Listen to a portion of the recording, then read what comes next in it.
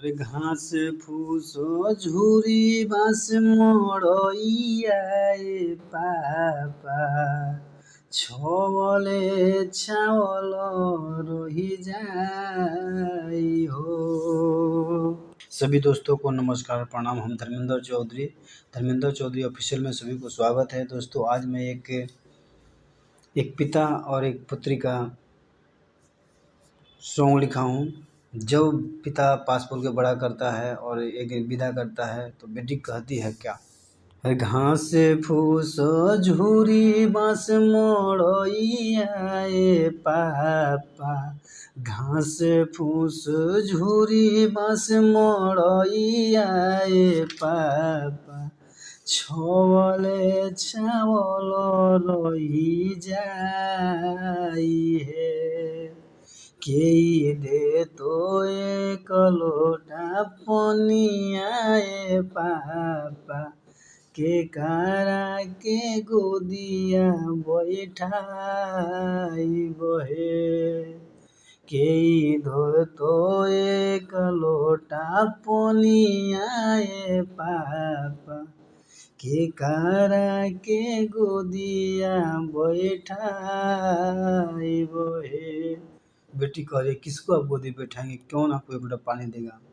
कि कोनो ही से अइला पापा गोदिया उठैला पापा लीलरा के चुम छतिया साटे लहो। केतनो गलती कइनी तबो नाही रिसियाइनी आज काहे नहिया डोर बाटे लहो।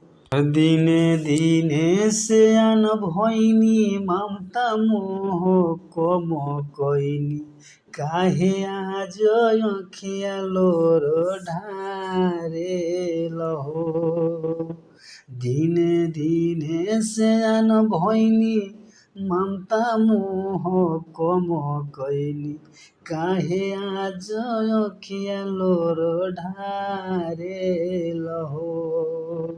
के दे तो ए पापा एक लोटा पनिया हर के दे तो ए पापा एक लोटा पनिया के कारा के गोदिया बैठाई बहे।